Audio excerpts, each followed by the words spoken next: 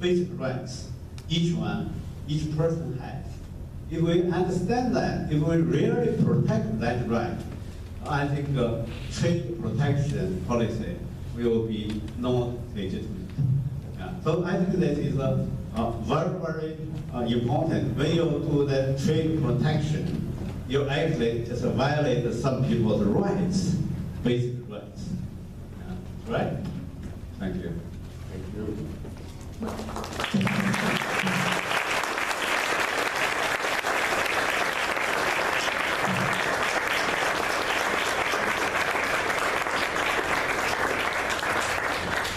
I'm going to ask Mr. Aronstein and Professor Zhang one last question. But before I do, I want to remind you that in this very chamber, December 14, or maybe perhaps the chamber above or below, one below perhaps, takes place the Coolidge Gala, and Steve Forbes will be speaking on the relationship between faith and taxation.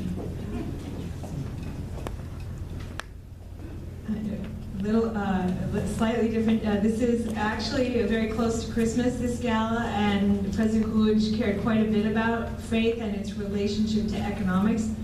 So I guarantee you it'll be a slightly different dinner from some other dinners you may attend. We so welcome you and hope you come. I also neglected to mention that we have a Coolidge scholar in the room. That's Josh Moriarty. Josh, could you please stand up?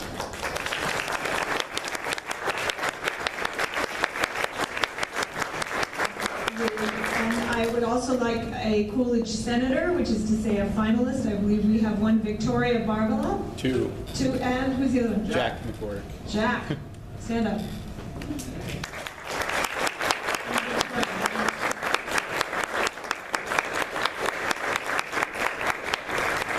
The senators are our finalists. And to give you an idea, we had 41 senators to Washington this summer, the finalists for the Coolidge, and I believe of the 41 kids, they had over 125 fives on the AP among them.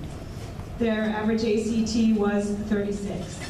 So it's a very tough competition for the Coolidge Scholarship, and we honor those who apply, those who become senators, which is essentially finalists, and those who win, Josh. We're so glad to be associated with you in this pioneer year of our program. And now I will, it's a scholarship program, now I will turn back to Mr. Aronstein and Mr. Zhang, and I'd like to ask Mr. Aronstein first the same question. There are so many students in the room. What do you do when people don't agree with you in the room of your work? How do you handle that? Just tell us that, please, Mr. Aronstein, when you go out in the world and other people don't agree with you. It matters pertinent to economics. It matters pertinent to work. And I'd like to ask Mr. Zhang, Professor Zhang, that too. I think the crucial aspect of trying to convince people is to have as clear an understanding in your own mind about how things work so that you can explain it simply. You know, I will give a little free market talk in front of a group in New York, and as David would say, this is, I mean, maybe not right here on 51st Street, but you know, the Upper West Side or anywhere on the other side of the East River.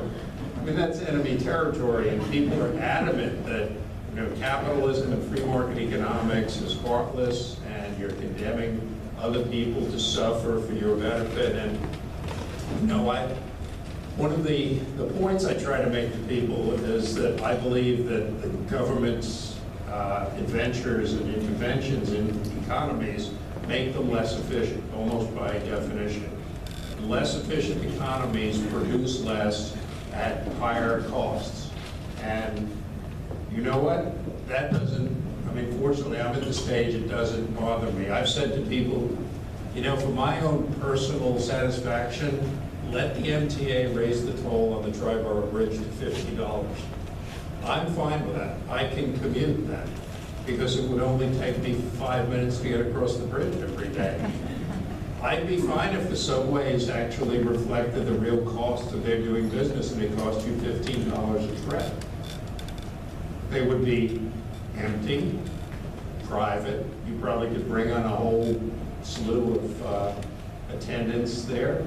But economic inefficiency, which I believe is a byproduct of heavy-handed intervention by governments, kills people who are less well-to-do. And I have made that point over and over and over to people, that if you are an advocate of policies that eventually raise the price of doing business and creating goods, then you are impairing the prospects of people who need the help of an efficient system the most. So to me, it's immoral.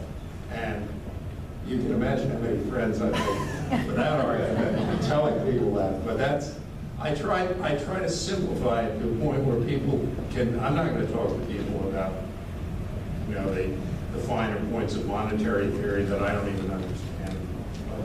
So that's my approach, is to try to explain it in the most simple terms.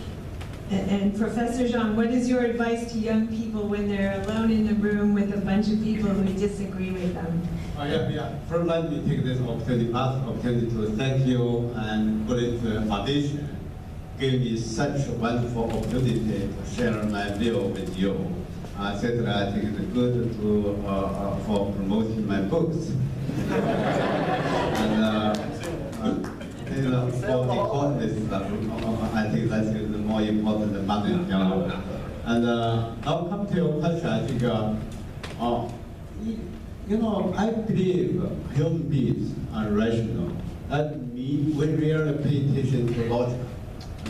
So when people disagree with you, you need really to exchange with them logically and then try to convince them.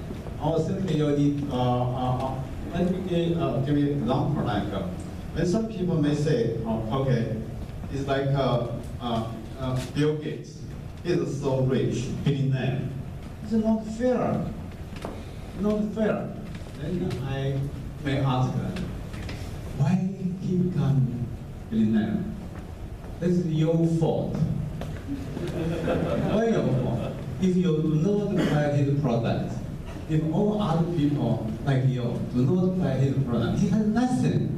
He will be penniless. So he is rich because that's your fault.